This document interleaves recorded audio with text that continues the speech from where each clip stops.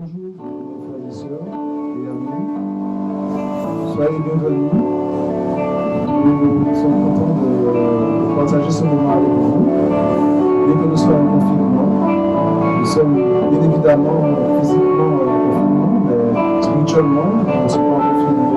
Nous pouvons louer notre Dieu en toute liberté. Nous pouvons l'adorer, l'élever, par le mérite de la gloire et l'adoration.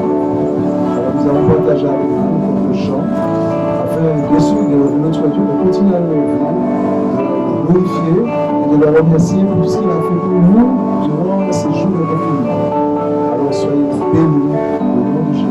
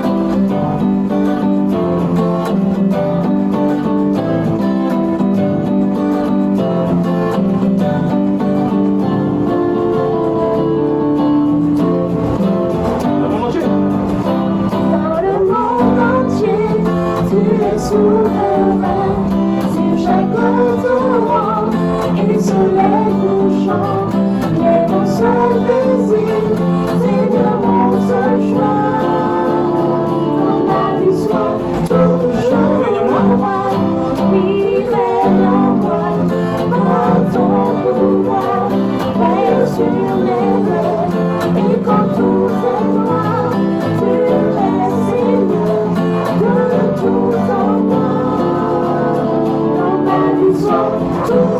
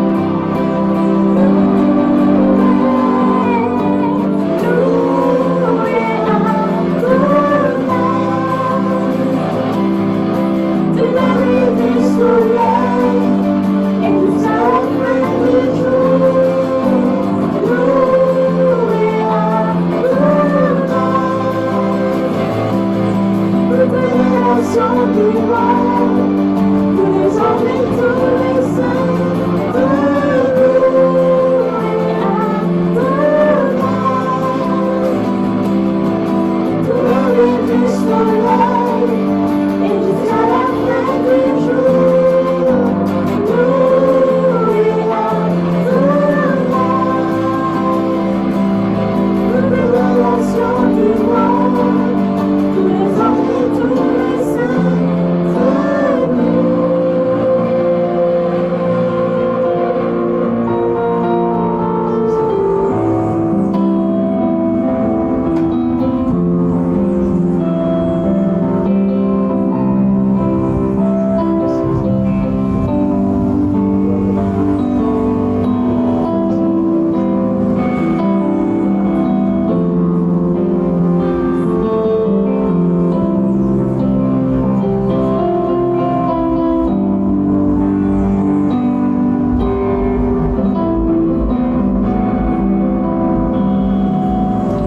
Merci Seigneur pour ces moments de chant. Maintenant, je vais laisser la place au pasteur qui va vous apporter la parole de Dieu. Alors, nous vous souhaitons une bonne écoute et soyez bénis au nom de Jésus. Bye bye. bye bye. Nous voulons continuer à nous approcher de toi en cet instant. Nous voulons te remettre nos cœurs. Nous te prions que la lecture de ta parole et sa méditation puissent nous apporter l'enseignement, l'édification dont nous avons besoin en ce jour.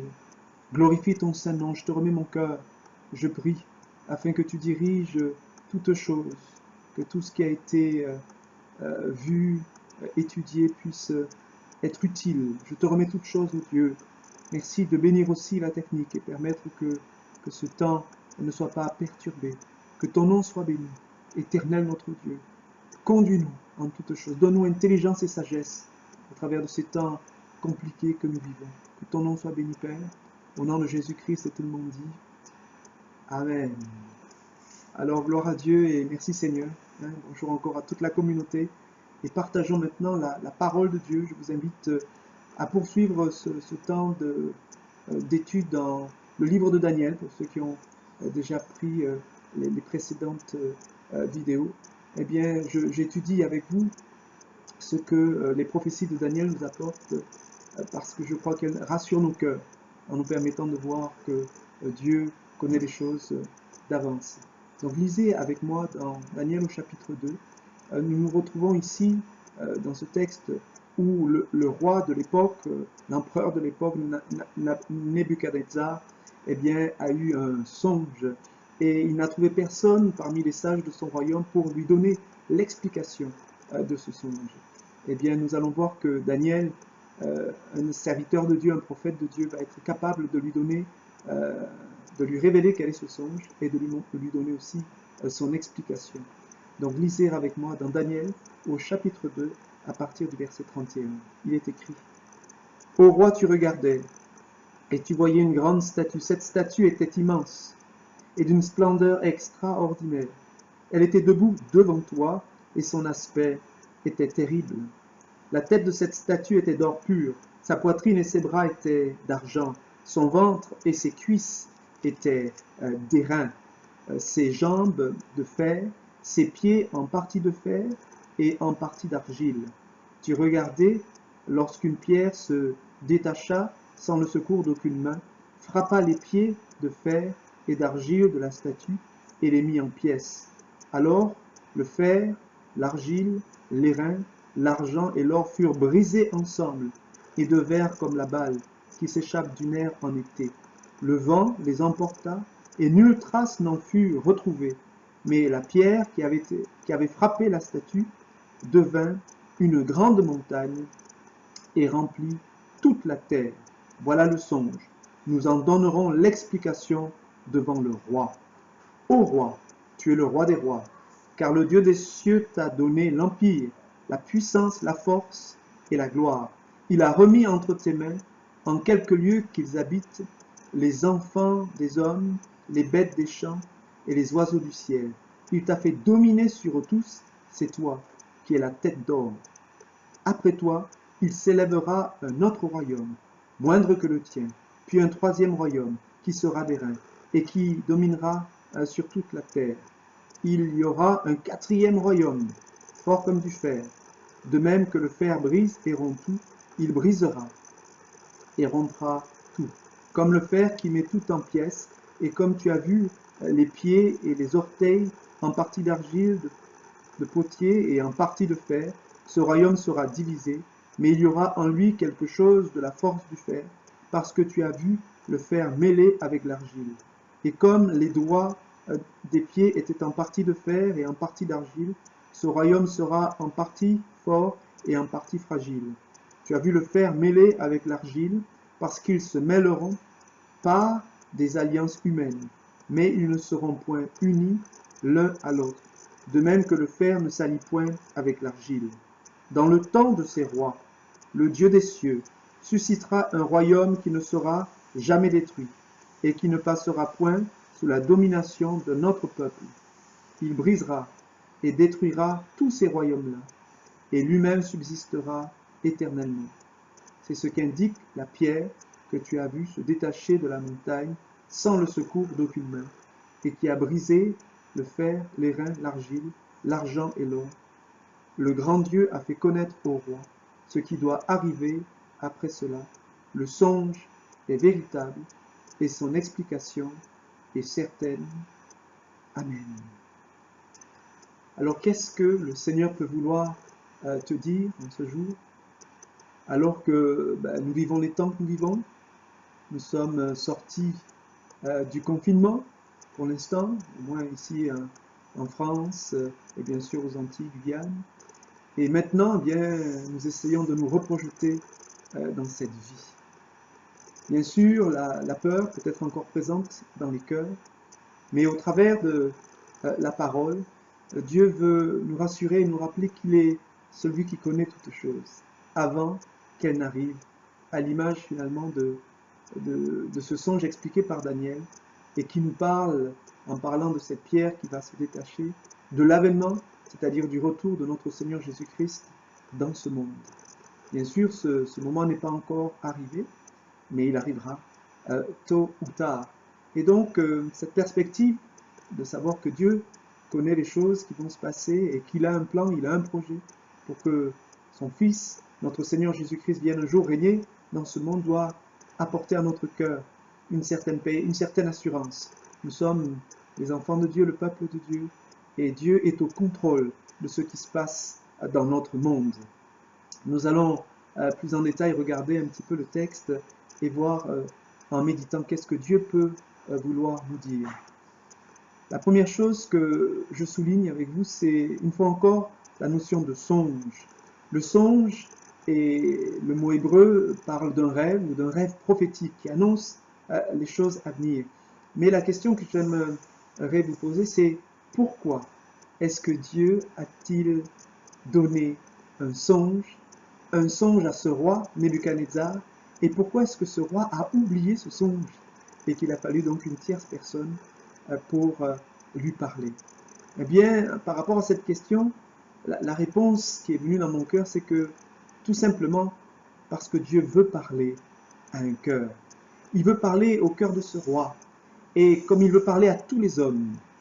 Et cette notion de songe me rappelle notre texte dans les Écritures, dans le livre de Job.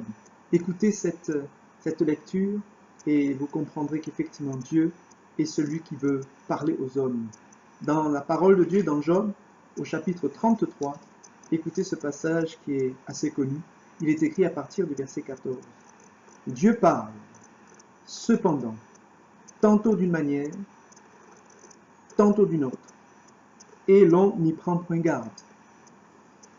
Il parle par des songes, c'est ce que nous voyons, par des visions nocturnes, quand les hommes sont livrés à un profond sommeil, quand ils sont endormis sur leur couche, alors il leur donne des avertissements et met le sceau à ses instructions, afin de détourner l'homme du mal et de le préserver de l'orgueil, afin de garantir son âme de la fosse et sa vie des coups du glaive. Par la douleur, dit aussi le texte, aussi l'homme est repris sur sa couche, quand une lutte continue vient agiter ses os.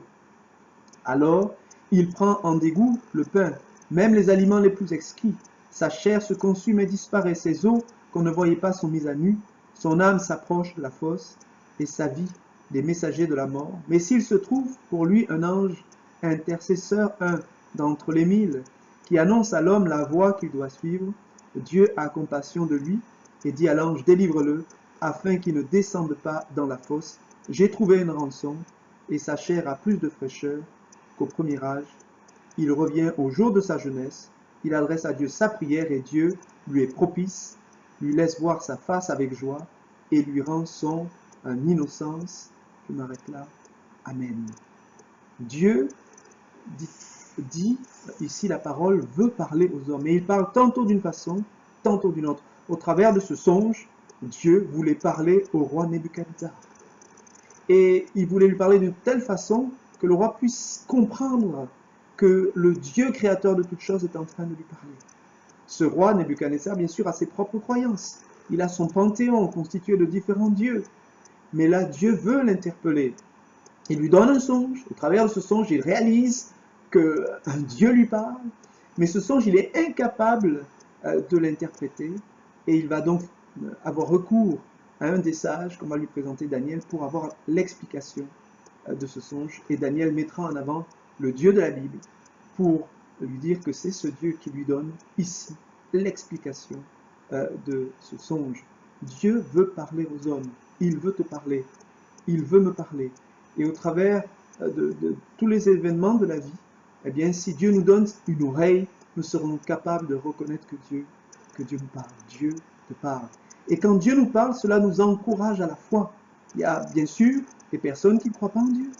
Ils ont entendu parler de Dieu, mais ils n'ont pas fait d'expérience avec Dieu. Eh bien, quand Dieu nous parle, nous réalisons que Dieu s'adresse à nous. Nous réalisons donc qu'il est présent puisqu'il me parle. Et au travers de cette interaction, eh bien, nous sommes fortifiés dans notre foi et nous progressons dans le cheminement de la foi. Dieu veut emmener tous les hommes de cette terre à la foi. Bien sûr, on pourrait se dire, mais pourquoi est-ce que Dieu parle à Nebuchadnezzar, cet homme qui a déporté son peuple, cet homme qui a détruit son temple?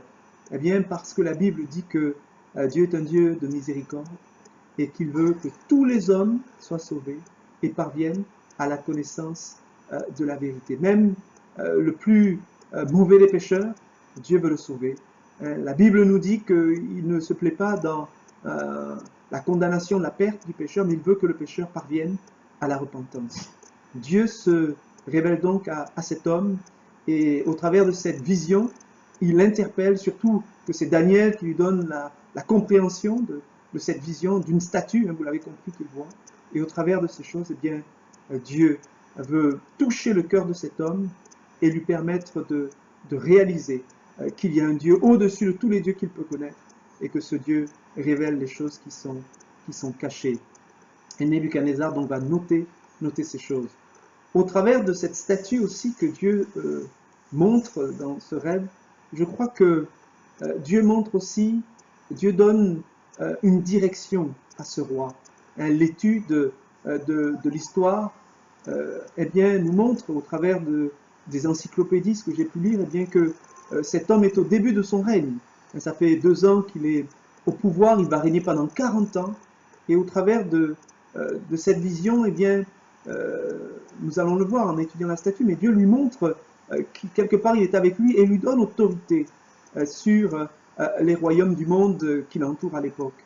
Donc Dieu lui donne une vision, et je crois que là, soulignons ceci, dans chacune de nos vies, nous avons besoin de connaître l'objectif divin. Nous avons besoin de savoir ce que Dieu attend de nous. Tu as besoin de savoir ce que Dieu attend de toi. Et la parole de Dieu, bien sûr, nous donne des directions générales. Il est écrit, par exemple, « Cherche premièrement le royaume de Dieu et sa justice, et toutes ces choses te seront données par-dessus. » Est-ce que nous cherchons le royaume de Dieu? Est-ce que nous cherchons sa justice? Ou est-ce que nous nous préoccupons essentiellement de nous-mêmes? Oui, Dieu veut nous donner un objectif. Et l'objectif général, bien sûr, c'est de chercher premièrement à connaître le royaume de Dieu et à permettre au plus grand nombre d'entrer dans le royaume. Quand notre Seigneur Jésus-Christ a fini son temps sur la terre, avant de partir, eh bien, il a dit à ses disciples, « Allez, faites de toutes les nations des disciples, baptisez-les au nom du Père, du Fils et du Saint-Esprit, enseignez-leur à observer tout ce que je vous ai prescrit, et voici, je suis avec vous tous les jours, et jusqu'à la fin du monde. Quand nous sommes dans les voies de Dieu, Dieu est avec nous. Et quand nous traversons des moments difficiles, si Dieu est avec nous, nous sommes quand même rassurés, réconfortés. Nous savons que notre bon Père Céleste est là, et qu'il est le Dieu Tout-Puissant, et qu'il est celui qui nous apporte l'assurance dans les marches que nous avons à faire au travers des tempêtes de cette vie. Dieu parle. Au travers de ce qu'il nous dit, il nous emmène à la foi, c'est ce que nous avons dit.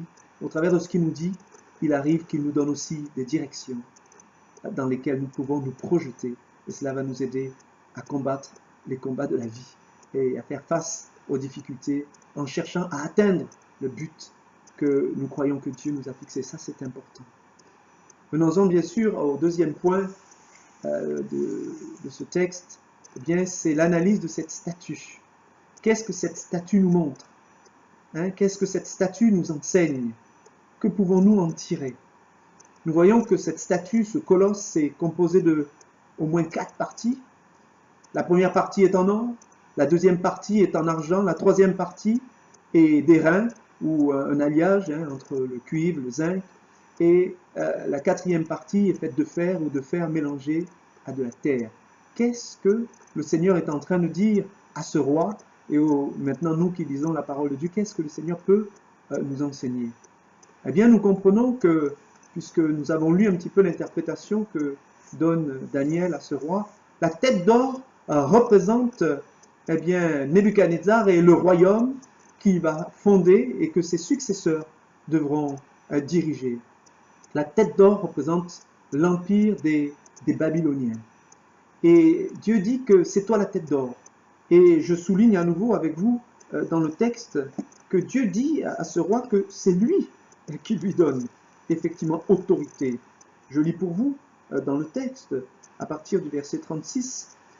Et Daniel dit ceci, voilà le songe, nous en donnerons l'explication devant le roi. Ô roi, tu es le roi des rois, car le Dieu des cieux t'a donné l'empire, la puissance, la force et la gloire. Il a remis entre tes mains, en quelques lieux qu'ils habitent, les enfants des hommes, les bêtes des champs, les oiseaux du ciel. Il t'a fait dominer sur eux tous. C'est toi qui es la tête d'or. La tête d'or représente l'empire des Babyloniens. Mais cette tête d'or, aussi grande soit-elle, ayant même reçu domination, laissera la place à un autre empire.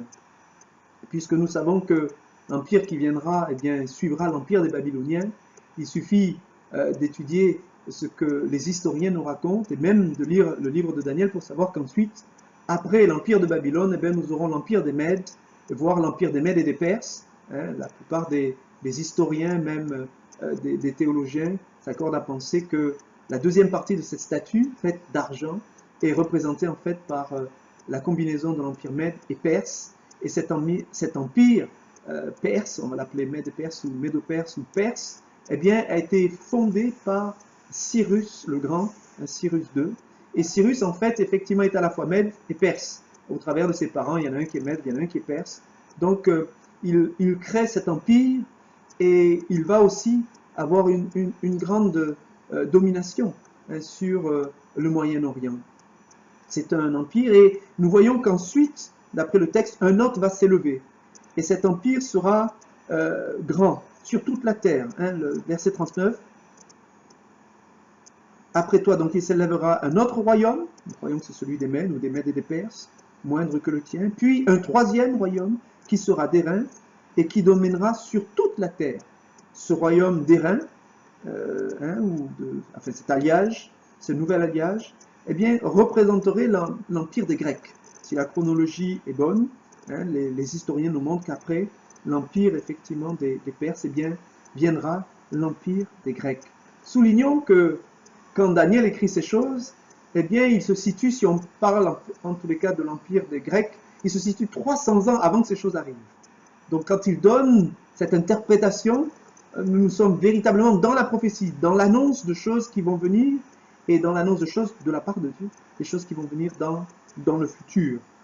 Il parle de l'empire des Grecs et vous savez que celui qui va fonder cet empire des Grecs, eh bien, c'est Alexandre le Grand qui va permettre une grande expansion, même en lisant l'histoire, même si on s'aperçoit que sa vie ne durera pas très longtemps, il va mourir à l'âge de 33 ans, mais pendant une bonne dizaine d'années, il va combattre et permettre l'expansion de cet empire. Il sera inlassable à essayer de gagner des territoires de plus en plus jusqu'à sa mort. Et il mourra, pour la petite histoire d'ailleurs, à Babylone. Donc on se situe vraiment dans le cœur de cette statue, puisque c'est le roi babylonien qui a cette vision de la statue. Et puis, après, donc, l'empire donc, des Grecs, eh bien, l'histoire nous montre que le plus grand des empires qui viendra après, eh bien, c'est l'empire romain. Donc, la logique, c'est de considérer que le 4e royaume, qui est prophétisé ici, eh bien, correspond à l'empire de Rome. Et il y aura un 4e royaume, fort comme du fer, de même que le fer brise tout et il rompt tout, il brisera et rompra tout, comme le fer qui met tout en pièces. La question maintenant qui peut se poser donc, dans l'analyse de cette statue, c'est pourquoi ces alliages? De l'or, de l'argent, de l'airain, du fer. D'une certaine façon, si on se place sur le côté précieux, eh bien on voit que quelque part, on part de la tête qui est précieuse, et plus on descend, plus les alliages, les métaux utilisés sont moins précieux. Et si on lit le texte, verset 39, il est dit « Après toi, il s'élèvera un autre royaume moindre que le tien, puis un 3e royaume qui sera d'airain, etc. » La notion moindre que le tien, quand on analyse les royaumes d'un point de vue historique, quand on regarde ce qui a été écrit, on s'aperçoit que le royaume des Mèdes et des Perses qui vont prendre possession du royaume de Babylone n'est pas plus petit en taille. Il n'est pas plus petit en taille, mais en fait il est plus grand, puisque c'est les Mèdes qui annexent, si je puis dire, ou qui vont envahir et prendre possession de la Babylonie. Donc il est plus grand, et pourtant il est moindre que le tien. Je crois que, à l'image d'un texte de l'Évangile qui nous dit que il faut faire attention à comment nous bâtissons nos vies avec de l'or, de l'argent, du chaume, de la paille, il y a une notion de l'appréciation devant Dieu, de la qualité de ces royaumes, de ce que ces royaumes font par rapport à ce qui est juste aux yeux de Dieu.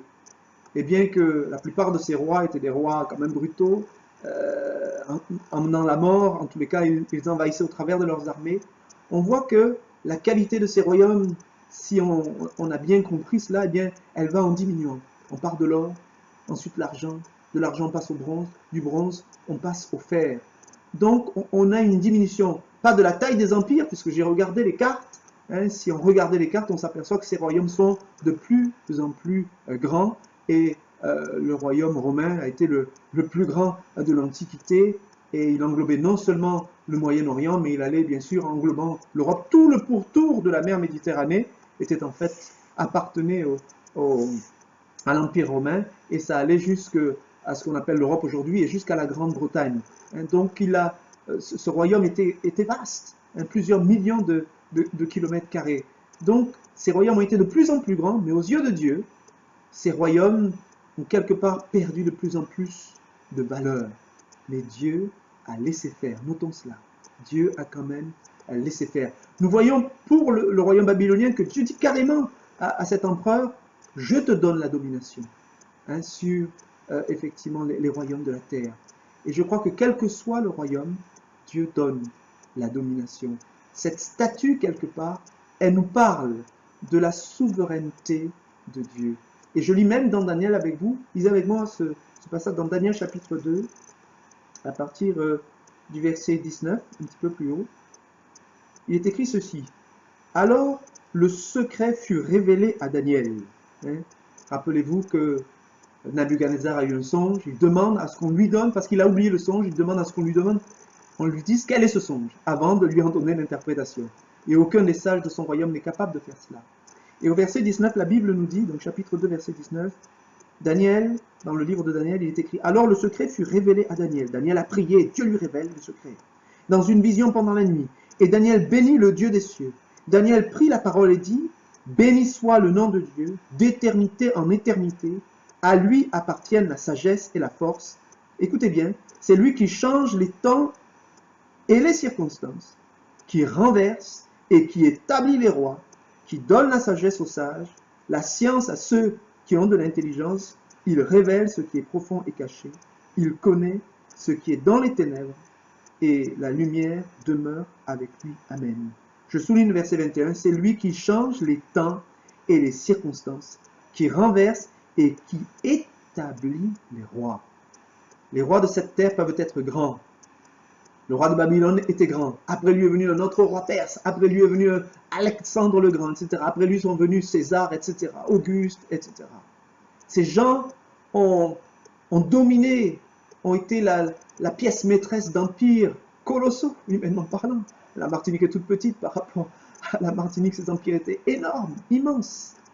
Et ces hommes, dans ce pouvoir qui leur a été attribué, pouvaient se croire les rois de la terre, quelque part. Mais au-dessus d'eux, il y a Dieu. Et c'est Dieu qui élève les rois et qui abaisse les rois. C'est Dieu qui donne le pouvoir, même s'il apprécie moyennement le pouvoir de ceux qui dominent telle ou telle région, mais c'est lui, d'après la Bible, qui accorde l'autorité, qui accorde le pouvoir à des hommes qui ont la responsabilité de gérer des royaumes plus ou moins grands. Dieu manifeste quelque part au travers de cette annonce. Après toi, roi de Babylone, il y aura un autre roi plus grand, le roi des Perses. Après toi, il y aura un autre roi plus grand, le roi des Grecs. Après toi, il y aura le roi de l'Empire de Rome. Dieu sait ce qui va se passer avant que cela n'arrive.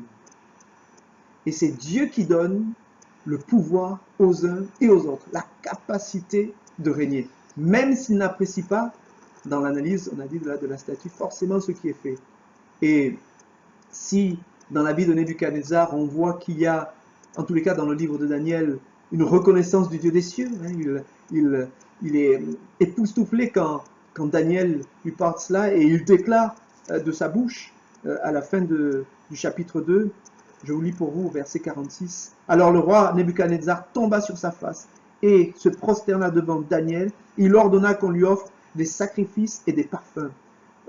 Le roi adressa la parole à Daniel et dit, en vérité, votre Dieu est le Dieu des dieux et le Seigneur des rois, et il révèle les secrets puisque tu as pu découvrir ce secret. Amen. Il est, dit la Bible, votre Dieu est le Dieu des dieux et le Seigneur des rois. Il y a une reconnaissance. Et je crois que bien sûr, Dieu ne regarde pas simplement à l'apparence, mais il regarde au cœur. Et il voit que dans le cœur de Nebuchadnezzar, eh bien, il y a une reconnaissance qu'il y a un Dieu au-dessus de lui. Et d'ailleurs, les historiens nous disent que si Nebuchadnezzar a envahi la terre, a envahi en tous les cas de grands royaumes, eh bien, c'est qu'il croyait que le Dieu créateur lui avait donné effectivement cette capacité d'envahir ces terres et de dominer. Et cela nous rappelle un petit peu ce songe de ce que Daniel lui dit ici. Mais c'est écrit dans l'histoire. Il croit que c'est le Dieu créateur. Les historiens disent que le Dieu créateur de son époque, c'était Marduk, que c'est le Dieu créateur qui lui a permis d'envahir les territoires, et que c'est cette vision qu'il poursuit, d'envahir et de dominer la terre.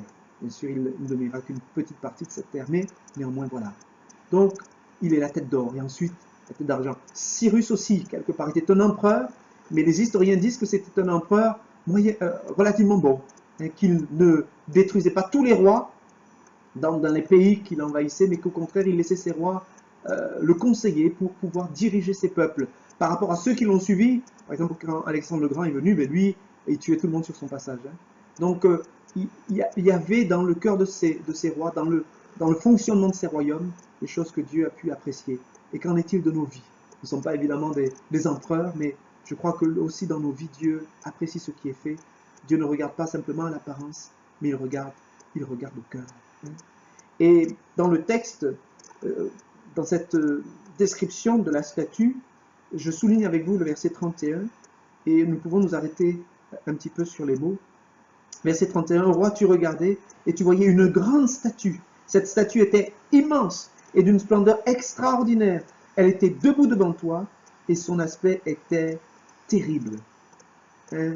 Si on s'arrête sur les mots, cette statue que voit le roi, elle est immense, elle est grande, elle frappe le regard. Et je crois que dans cette nature humaine, nous savons que beaucoup cherchent à faire de grandes choses, parce qu'ils cherchent à impressionner les gens, parce qu'ils sont quelque part dans l'orgueil et dans la vanité. Mais comme je le disais, Dieu lui regarde au cœur. Qu'est-ce qui se passe dans le cœur? Quelle est la motivation? Pour qui est-ce que je fais les choses? Qu'est-ce qui me pousse à faire les choses? Cette statue, elle est immense. Hein. Et les rois de cette terre cherchent à avoir de grands territoires, à pouvoir dominer le plus grand nombre de personnes. Cette statue, elle a une splendeur, dit le texte, extraordinaire. Et je crois que dans cette splendeur, eh bien, il y a la notion de rayonnement. Hein. On a une influence. Et ces différents royaumes, empires ont eu donc une influence sur les nations qu'ils ont envahies, les peuples qu'ils ont envahis. Il y a un rayonnement. Et nous savons que la parole de Dieu, eh bien, elle nous invite à avoir un rayonnement pour emmener les gens vers Dieu. Je me rappelle ces paroles toujours de Jésus qui dit « Vous êtes la lumière du monde ». Un rayonnement qui emmène les gens à regarder vers Dieu, à reconnaître la divinité de Dieu. Mais la plupart des hommes, eh bien, ils cherchent à avoir un rayonnement pour leur propre gloire, n'est-ce pas?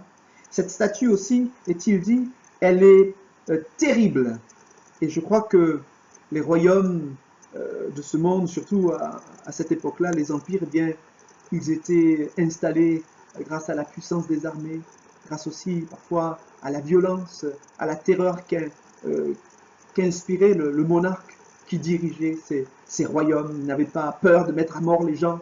Nebuchadnezzar a dit à ses sages, si vous ne me donnez pas mon songe, et si vous ne me racontez pas le songe que j'ai oublié, que j'ai eu, eh bien vous serez mis à mort, vous, vos familles.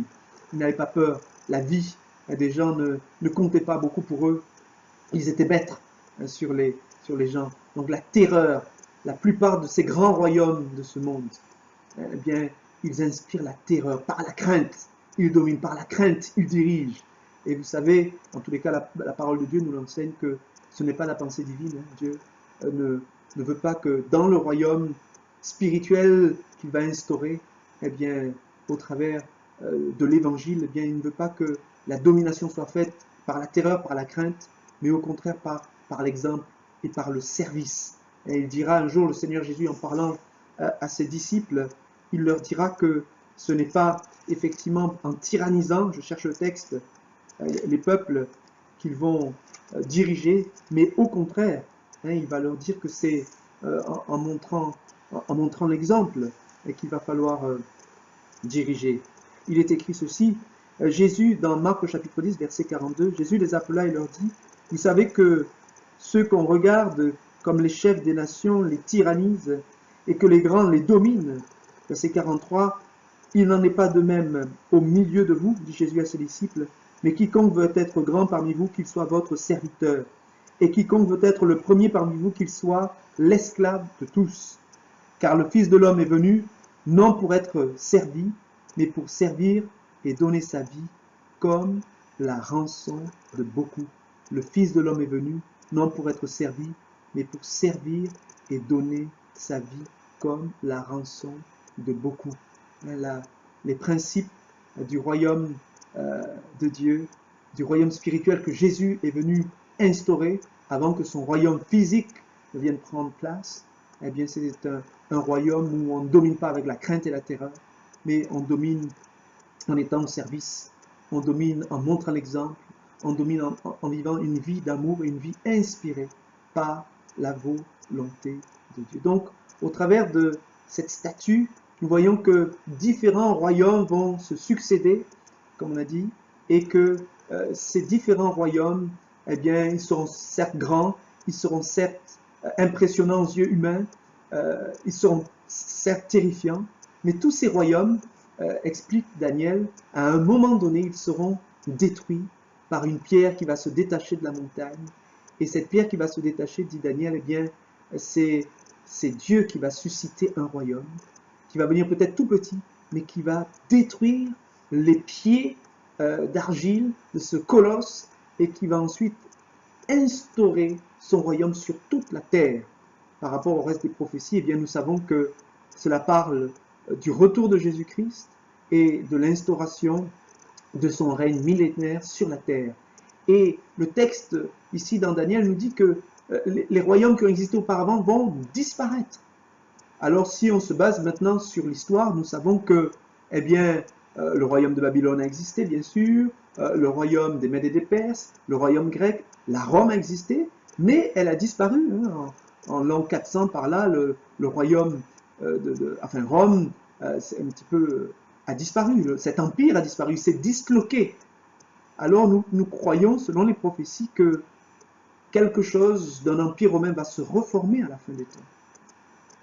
Un empire mondial, universel, est-ce que ça sera les mêmes territoires plus grands? Je ne sais, mais qui va se reformer. Et qu'au moment où il va se reformer, il y aura même, a priori, d'après ici, la prophétie de Daniel et d'autres textes d'ailleurs, d'autres textes prophétiques de Daniel que nous lirons ensemble, eh bien, à un autre moment, dans une autre étude, eh bien, nous verrons qu'il y aura même, à l'image de la statue, elle est composée de pieds et d'orteils. Et dans ces orteils, il y a une notion de 10. Il y aura 10 royaumes à un moment donné qui vont émerger d'un royaume principal qui va se reformer, un royaume universel grand, comme ces empires étaient grands à l'époque, envahissant tout le monde connu de l'époque. Eh bien, il y aura à un moment donné, d'après cette explication que donne Daniel à l'empereur Nebuchadnezzar et du coup à nous-mêmes, il y aura à un moment donné la reformation d'un empire universel grand et que 10 royaumes à un moment donné vont se manifester et puis on verra ensemble l'antéchrist aussi va se manifester et au moment où l'antéchrist se manifeste, au moment où l'antéchrist domine les choses, au moment où les prophéties nous disent Jérusalem va être menacée, pratiquement détruite, le Christ notre Seigneur va venir avec la gloire de Dieu et il va détruire les royaumes, toute la puissance, l'autorité, l'histoire quelque part, ou l'influence que ces royaumes ont eue, va être complètement disparaître, va disparaître, et Dieu va instaurer au travers du Seigneur Jésus-Christ son règne millénaire sur la terre, avec des principes qui n'auront rien à voir avec les principes humains, mais les principes du royaume de Dieu. Alors que Dieu nous aide à réaliser que Dieu reste souverain, même si dans les temps que nous vivons, dans ce temps après, ce temps de confinement, nous ne maîtrisons pas toutes choses. Hein, les informations nous disent peut-être qu'il faudra vivre avec le coronavirus, mais je sais une chose, c'est que Dieu est souverain, que Dieu élève les rois, élève les présidents et les abaisse, que Dieu connaît d'avance ce que tel ou tel président va pouvoir réaliser de son vivant. Dieu apprécie plus ou moins d'ailleurs ce qui sera fait, mais Dieu connaît d'avance ces choses. Il apprécie d'avance ces choses. Et Dieu dit qu'à un moment donné, tous ces royaumes qui dirigent ce monde, à un moment donné, seront remplacés par le royaume de notre Seigneur Jésus-Christ. Et que d'ici là, Dieu est celui qui conduit son peuple. Dieu est celui qui veille sur son peuple. Et que Dieu veille sur chacun d'entre nous. Et comme dit la Bible, si Dieu est avec nous, qui sera contre nous? Voilà, ces quelques pensées que j'ai retirées de la méditation du Colosse, de l'explication du Colosse que Daniel a donné au roi Nebuchadnezzar et au travers de ce roi à nous-mêmes. Que le Seigneur vous bénisse et vous fortifie. Prions ensemble le Seigneur, que son nom soit glorifié et que nos cœurs soient fortifiés. Amen. Éternel notre Dieu, merci pour ta parole. Au travers d'elle, nous sommes enseignés. Au travers d'elle, nous sommes encouragés. Au travers d'elle, nous sommes avertis.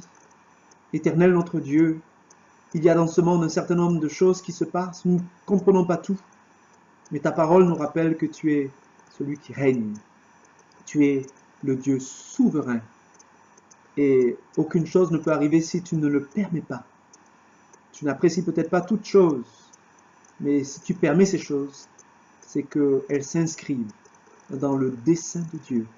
Et au temps marqué, tu manifesteras ton autorité, ta souveraineté. Les royaumes de cette terre seront détruits et tu instaureras sur la terre un véritable règne de paix et de justice au travers de notre Seigneur Jésus-Christ. Père, bénis nos cœurs, fonde nos cœurs, donne-nous de l'assurance en toi et permets-nous par la foi de faire face aux défis qui se présentent devant nous. Permets-nous de repasser dans notre cœur les directions que tu as données à nos vies, les objectifs de vie que tu as donnés à ton peuple, et qu'au travers de ces choses, nous puissions vivre des vies qui sont des vies où la gloire de Dieu rayonne, où le témoignage de Dieu rayonne, et où des hommes et des femmes sont impressionnés positivement et attirés à toi. Que ton nom soit béni, Père, Dans le nom de Jésus-Christ, nous avons prié et nous pouvons tous dire Amen. Voilà, que le Seigneur vous bénisse et vous fortifie. Je vous dis bien sûr à la prochaine et encore bonne journée dans le Seigneur. Amen. Il peut tout, je sais qu'il peut tout, je sais que mon Sauveur peut me fortifier. Il peut tout, je sais qu'il peut tout, je sais que mon Sauveur peut me fortifier. Il ranime les cœurs brisés, libère le prisonnier. Le boiteux sautera de joie, l'aveugle marche et voit. Il peut tout, je sais qu'il peut tout, je sais que mon Sauveur peut me fortifier. Amen. Alléluia. Amen. Alléluia. Amen. Amen. Amen. Amen. Alléluia. Amen. Alléluia. Amen. Amen. Amen. Soyez bénis.